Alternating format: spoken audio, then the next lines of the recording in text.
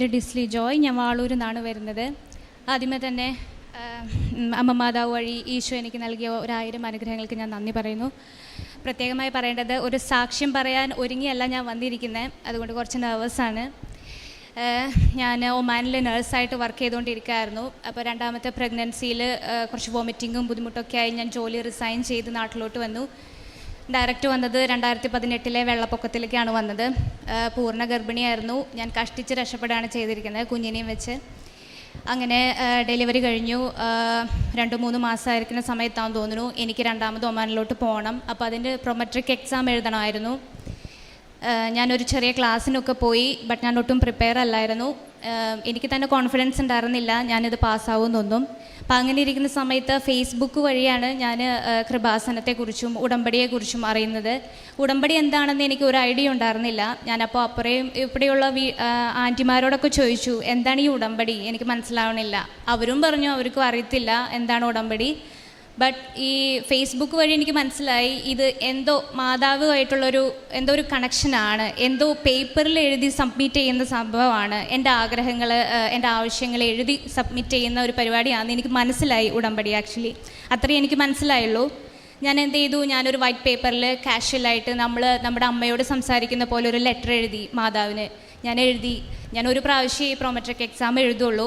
ഇതിൽ കൂടുതൽ എനിക്ക് ഈ കുഞ്ഞിനെയും 2 കുഞ്ഞുങ്ങളുണ്ട്, ഇവരെ വെച്ച് എനിക്ക് ഇനിയൊന്നും പഠിക്കാൻ പറ്റത്തില്ല. ഞാൻ ഈ ഒരു ലെറ്റർ എഴുതി സൈൻ ചെയ്തു. ഞാനത് ബൈബിളിൽ വെച്ചു, അടച്ചു. അതോടുകൂടെ ഞാനും ആ ടോപ്പിക്ക് മറന്നു, ഇങ്ങനെ ഒരു ലെറ്റർ എഴുതി വെച്ചിട്ടുണ്ടെന്ന കാര്യം. ഇതിനു വേണ്ടി സ്പെഷ്യലായി ഞാൻ പ്രാർത്ഥിക്കുകയോ ഒന്നും ഞാൻ ചെയ്തിട്ടില്ല. ഞാൻ ബൈബിൾ അടച്ചു. അങ്ങനെ ഞാൻ എക്സാം എഴുതി. 60% മാർക്കാണ് വേണ്ടത് പാസ്സാവാനായിട്ട്. അങ്ങനെ മാന്യമായി ഞാൻ തോറ്റു. 58% കൂടെ തന്നെ റിസൾട്ട് വന്നു. ഞാൻ തോറ്റു. ഞാൻ പിന്നെ കരച്ചിലായി, ആകെ ഡിപ്രസ്ഡായി. അങ്ങനെ ഹസ്ബൻഡ് ഒമാനിലാണ്. ഹസ്ബൻഡ് വിളിച്ചിട്ട് പറഞ്ഞു, ഞാൻ എന്തായാലും മിനിസ്ട്രിയിലൊന്ന് പോയി ചോദിച്ചു നോക്കട്ടെ, ഇത് റീജോയിൻ ചെയ്യുകയായിരുന്നുകൊണ്ട് ഇതിൽ മാർക്കിൽ എന്തെങ്കിലും വ്യത്യാസം ഉണ്ടോ എന്ന് ചോദിച്ചു നോക്കാമെന്ന് പറഞ്ഞു. മിനിസ്ട്രിയിൽ പോയി ഡയറക്റ്റ് ചോദിച്ചപ്പോൾ പറഞ്ഞു 60% മാർക്ക് വേണ്ട, 50% മാർക്ക് മാത്രം മതി. സോ അങ്ങനെയാണെങ്കിൽ എനിക്ക് 58% മാർക്കുണ്ട്. ഞാൻ ജയിച്ചിരിക്കുകയാണ് ചെയ്തത്. എനിക്കറിഞ്ഞില്ല. ഞാൻ ജയിച്ചു എന്ന് മനസ്സിലായപ്പോഴാണ് ഞാൻ ഇങ്ങനൊരു ലെറ്റർ ബൈബിളിൻ്റെ ഇടയിൽ എഴുതി വെച്ചിട്ടുണ്ടെന്നുള്ള കാര്യം തന്നെ ഞാൻ ഓർക്കുന്നത്. നമ്മളങ്ങനെയാണല്ലോ, നല്ലത് വരുമ്പോഴല്ലേ ദൈവത്തിനെ ഓർക്കുന്നത്.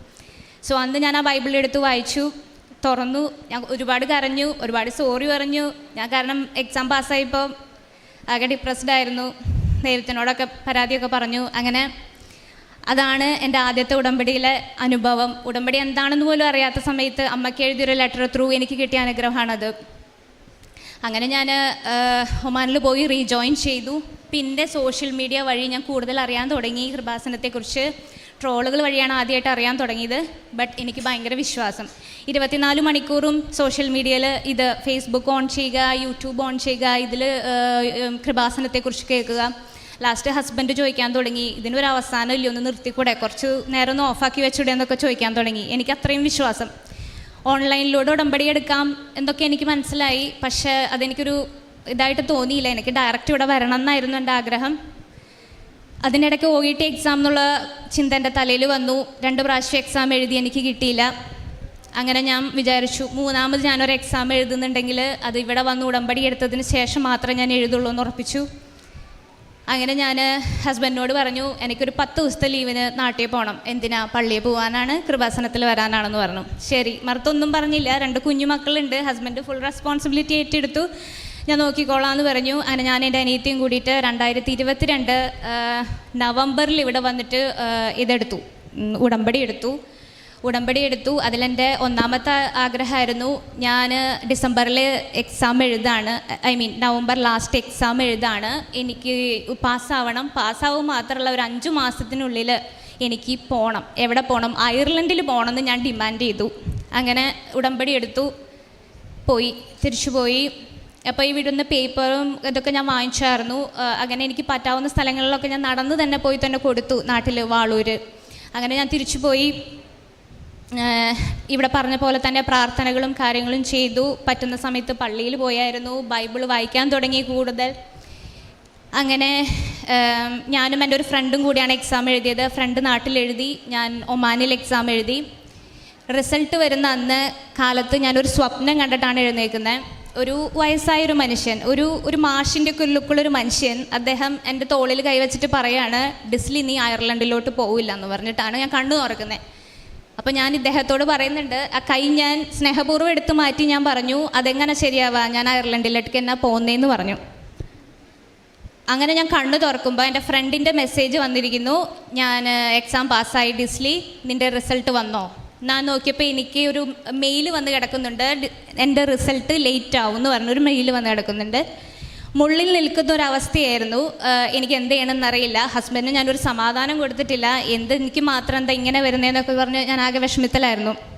അങ്ങനെ ഞാൻ മാതാവിനോട് പറഞ്ഞു, എനിക്ക് ഇതിൽ കൂടുതൽ ടെൻഷൻ അടിക്കാണ്ട് എനിക്ക് പറ്റില്ല.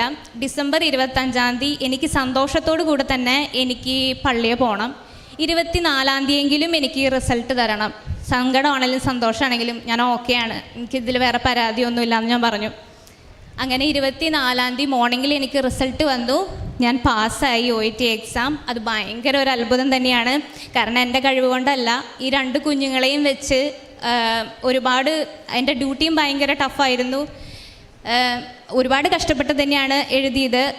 അത് എൻ്റെ മഹിമ എന്ന് ഞാൻ പറയില്ല, അതും നമ്മുടെ മാതാവ് ത്രൂ ദൈവം തന്നൊരു അനുഗ്രഹം തന്നെയാണ്, അതിലൊരു സംശയമില്ല.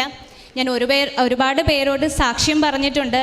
ലൈക്ക് ഇതുകൊണ്ട് മാത്രമാണ് ഞാൻ എക്സാം എഴുതിയതെന്ന് ഞാൻ എവിടെയും പറയും. എനിക്കതൊരു നാണക്കേടുമില്ല, അതെനിക്ക് സന്തോഷം മാത്രമാണ്.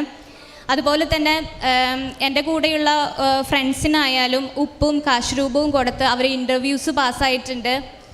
ഞാൻ വലിയൊരു കഥയായിട്ട് പറയുന്നില്ല, എങ്കിൽ കൂടിയും എൻ്റെ സാക്ഷ്യം ഇതാണ്. മാതാവിനെ അറിയാമെങ്കിൽ കൂടിയും ഒരു ഉറച്ച വിശ്വാസം എനിക്കുണ്ടായിരുന്നില്ല.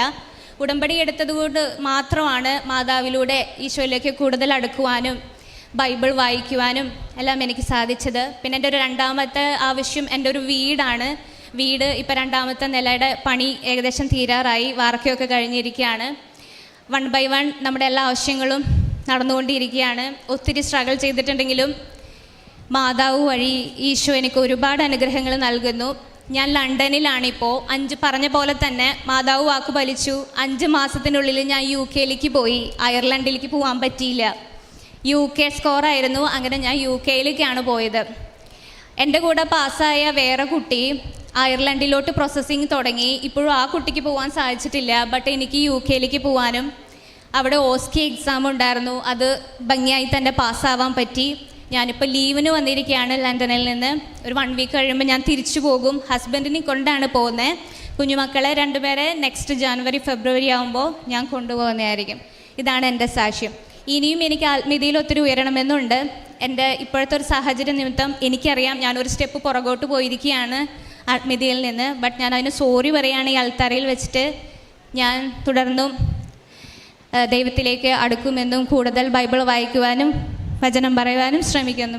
പരിശുദ്ധ അമ്മയുടെ മധ്യസ്ഥതയിലേറെ പ്രത്യേകിച്ച് വ്യക്തിപരമായിട്ട് ഈ പ്രാർത്ഥനയിലേക്ക് വന്നതിൻ്റെതും ഒപ്പം ലഭിച്ച അനുഭവങ്ങളുമാണ് പറഞ്ഞതും. ഏറെ പ്രത്യേകിച്ച് ഇവിടെ സാക്ഷ്യങ്ങളുടെ ആരംഭം നേരത്തെ പറഞ്ഞതുപോലെ ഒന്നെങ്കിൽ അവർക്ക് ലഭിച്ച പത്രത്തിൽ നിന്നും, പിന്നെ രണ്ടാമത് ഇപ്പോഴുള്ള സാക്ഷ്യങ്ങളുടെ പല ആരംഭവും ഇതുപോലെ. ഒന്നെങ്കിൽ ഈ ഒരുപാട് ട്രോളുകൾ ഒരു പക്ഷേ കൃപാസനത്തിനെ കുറിച്ച് പണ്ടിറക്കിയതും ഒരുപാട് ട്രോളുണ്ട്. പല യങ്സ്റ്റേഴ്സായിട്ടുള്ള സാക്ഷ്യം ആരംഭിക്കുന്നതും ഇത് കണ്ടിട്ടാണ്. ഒരു പക്ഷേ ദൈവത്തിന് എന്ത് വേണമെങ്കിലും തൻ്റെ ഒരു ഉപകരണമാക്കി മാറ്റാമല്ലോ. അങ്ങനെ ട്രോള് കണ്ട് വന്ന് ഇവിടെ അതുപോലെ തന്നെ സാക്ഷ്യം പറയാനായിട്ട് ഇടവരുത്തിയ ഒരുപാട് സാക്ഷ്യങ്ങളുണ്ട് പിന്നീട് ഫേസ്ബുക്കിലൂടെ.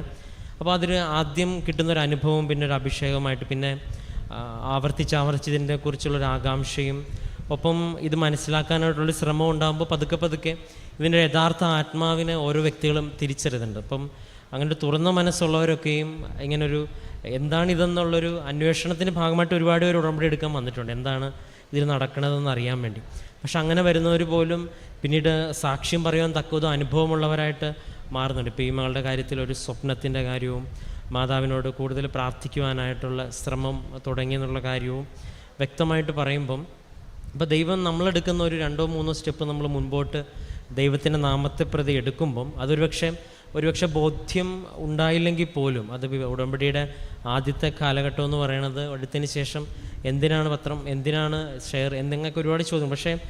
ഒരുപക്ഷെ നിബന്ധനകൾ പാലിക്കപ്പെടണമെന്നുള്ള ആഗ്രഹത്തോടെ എടുക്കുന്ന സ്റ്റെപ്പുകളാണെങ്കിൽ പോലും ദൈവം അതിനെ ആശീർവദിക്കുന്നുണ്ടെന്നുള്ളത് സാക്ഷ്യങ്ങളിൽ നിന്ന് നമുക്ക് മനസ്സിലാവുന്നതിന്, പ്രത്യേകിച്ച് ഈ മകൾക്ക് ലഭിച്ച ആ വിശ്വാസത്തിൻ്റെ ബോധ്യത്തിനും ഒപ്പം ലഭിച്ച മറ്റെല്ലാ അനുഭവങ്ങളെയും പ്രതി